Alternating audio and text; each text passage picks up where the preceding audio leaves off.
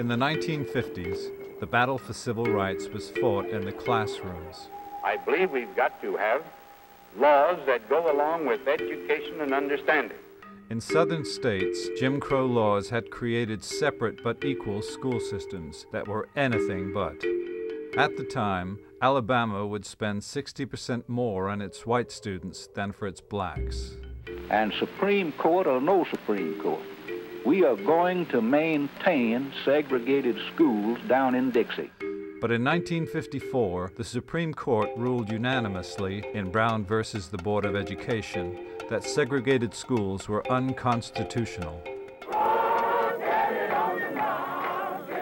The court's decision would dismantle institutional segregation in America, but not its effect. Despite, Brown versus the Board of Education, 1954, black students are just not doing well in our schools, especially if they're male. The numbers are bleak. More than half of African-American teens who start high school never finish. Blacks who do graduate are about 4 years behind their white counterparts in reading and math. In many schools, the achievement gap has turned into a gulf. That makes it that much more important to focus on this group to try to help some of them beat the odds.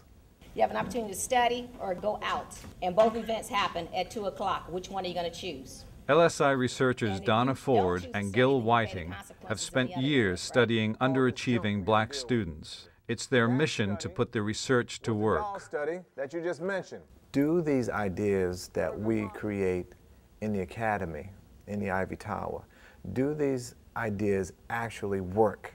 I respect my family. To test their theories, they designed the Scholar Identity Institute, an academic summer camp for young black males. I'll work with my parents, teachers, and counselors to achieve academic success. When we get a young man thinking that it is okay to carry a book bag and it doesn't affect his masculine identity, then we've affected him in the classroom and in society.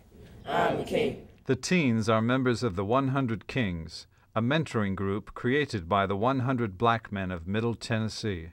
What I've learned in there is a lot because I've never had nobody to mentor me in my life.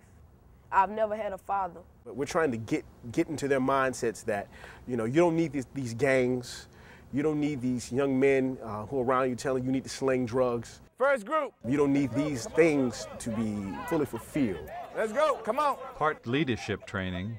You gotta do it together. Part self-help group. I will take advantage of every opportunity. The 10-Day Institute is designed to raise consciousness. The grades are doing this. To shatter myths. But the social popularity is doing this. It is perfectly okay and more than acceptable to be black, male, and intelligent. There are lots of them out there, and they need to see it and they need to believe it. And to me, that's a sign of respect. Many of these young men face just about every barrier to learning that exists. Lack of positive role models, underprepared teachers, poverty, struggles that affect their classroom performance.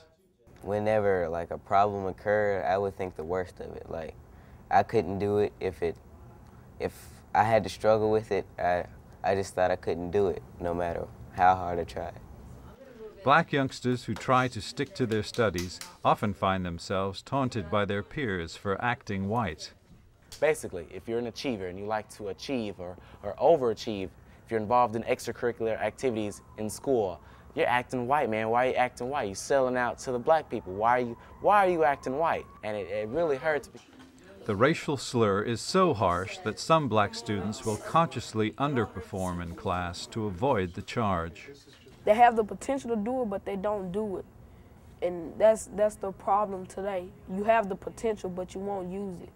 Now the key is this. So we're working with a generation of students that's very difficult to reach, but we still can't give up on them. 1, 2, 3. I think to get someone to believe in themselves first, you have to believe in them. What about I can do anything, can achieve anything? Because academic apathy is rampant among this group, Whiting and Ford target the attitudes and behaviors students need in order to excel. What was it I would say? Can you be in school every day? Can you do the lessons, read the plans, write the papers, take the examinations, move on to the next grade, those things there? So I have to go circle it, look it up, And that's how you increase your vocabulary. So you may be planting the first seed in their mind to get them thinking that the future is real and I am in control of most of that. It was a message these young men took to heart. I will actually do my work. I will apply some of the stuff that I learned here into the 9th grade work that I'm going to do. I've learned that I can be whoever I want to be. And if I have the right mindset, I can do whatever I need to do. Okay, this is the compass. The Vanderbilt program centers on activities that challenge the mind, All right. build confidence. 197 degrees. Yes, we're teaching them to navigate in the world because believing that they can do anything is part of that navigation. It should be somewhere around here somewhere. For black youth, it's easy to get lost in a world that's often too quick to judge. You gotta know yourself before you can really get out there. Because if you don't know yourself, you're just gonna get lost. I will believe in myself. Now you guys should really get this one. My hope, my dream is that all of them truly have a better attitude about learning. Donna Ford and Gil Whiting believe you must get involved to have an impact. Teamwork works. So if we can save one of them, then I think we save more than just that individual. We save a little piece of humanity.